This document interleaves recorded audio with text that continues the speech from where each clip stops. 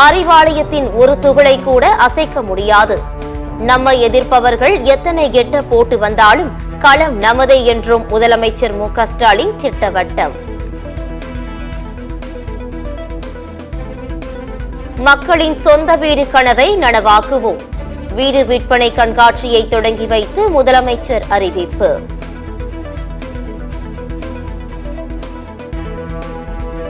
கலவரங்களை தூண்டும் ஜாதி தேவையில்லை.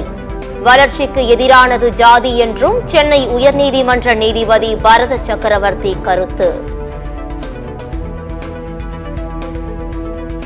ஏழை மக்களை வங்கிகள் துன்புறுத்தக்கூடாது என உயர்நீதிமன்ற மதுரை கிளை அறிவுறுத்தல்.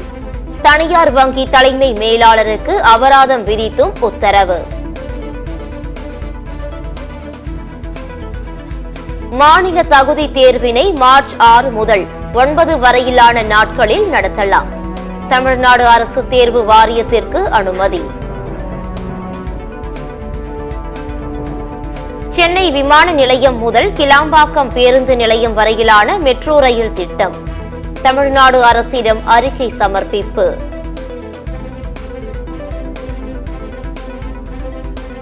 சென்னை சென்ட்ரலில் பிரம்மாண்டமாக அமையவுள்ள சென்ட்ரல் கோபுர கட்டடம் காணொலி வாயிலாக அடிக்கல் நாட்டினார் முதலமைச்சர் மு.க. ஸ்டாலின்.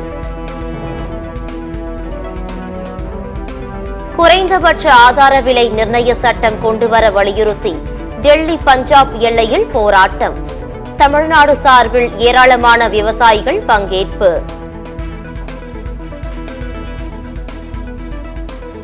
திமுகவை யாரும் ஆட்டவோ அசைக்கவோ முடியாது.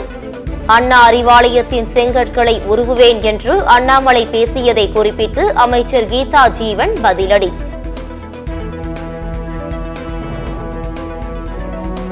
தமிழக வெற்றிக் கழக தலைவர் விஜயை பாஜக பக்கம் இழுக்கவே ஒய் பிரிவு பாதுகாப்பு.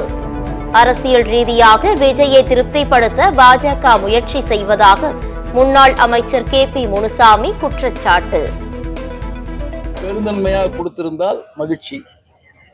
அரசியல் ரீதியாக சுயநலத்தோடு விஜயை தன் பக்கம் இழுப்பதற்காக, அவரை சந்தோஷப்படுத்துவதற்காக இந்த ஒய் பிரிவை கொடுத்திருக்கிறார் என்று சொன்னால் பிஜேபியினுடைய வரலாறு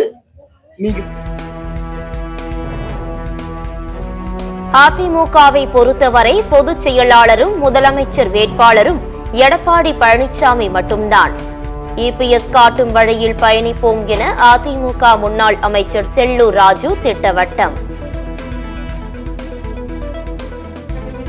அதிமுகவில் ஓ பன்னீர்செல்வம் மீண்டும் இணைய நிபந்தனை. வழக்கு தொடர்வது போன்ற எந்த இடையூறுகளுக்கும் செய்யாமல் இருந்தால் இபிஎஸ்ஸிடம் பேசுவோம் என அதிமுக எம்எல்ஏ ராஜன் செல்லப்பா பேட்டி. பட்டுக்கோட்டையில் 10ஆம் வகுப்பு தனியார் சிபிஎஸ்இ மாணவர்களுக்கு ஹால் டிக்கெட் கிடைக்காத சம்பவம். பாதிக்கப்பட்ட மாணவர்களுக்கு ஏப்ரல் அல்லது ஜூன் மாதத்தில் தேர்வு நடைபெறும் என மாவட்ட நிர்வாகம் தகவல்.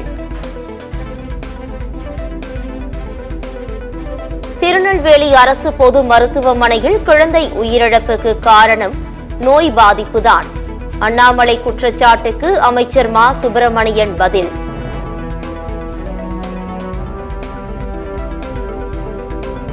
பாஜக ஆட்சியில் இல்லாத மாநிலங்களில் சிபிஐ அமலாக்கத்துறை போல ஆளுநரையும் பயன்படுத்தி வருகிறது. திமுக எம்பி கனிமொழி குற்றச்சாட்டு. டிரம்பின் உளவியல்தான் மோடி கும்பலின் உளவியலும்.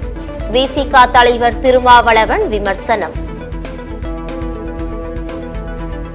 பருப்புக்கான இறக்குமதி வரிச்சலுகை நீட்டிக்கப்படாது. மத்திய அமைச்சர் பிரகலாத் ஜோஷி திட்டவட்டம்.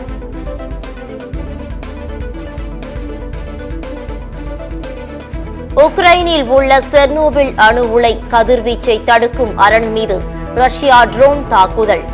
சக்தி வாய்ந்த கதிர்வீச்சை தடுக்கும் அரண் மீது ரஷ்யா தாக்கியதால் பதற்றம்.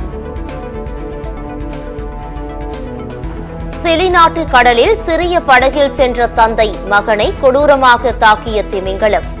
நொடி பொழுதில் இருவரும் உயிர் தப்பிய அதிர்ச்சி காட்சிகள். பாகிஸ்தானில் நிலக்கரி சுரங்க தொழிலாளர்களை ஏற்றிச் சென்ற வாகனம் குண்டுவெடிப்பில் சிக்கி விபத்து. 9 பேர் உயிரிழப்பு. சாம்பியன்ஸ் டிராபி தொடருக்கான வங்கதேச அணியின் துணை கேப்டனாக மெஹதி ஹசன் நியமனம். வங்கதேச அணிக்காக 51 டெஸ்ட், 103 ஒருநாள் மற்றும் 29 T20 போட்டிகளில் ஆடியுள்ளார்.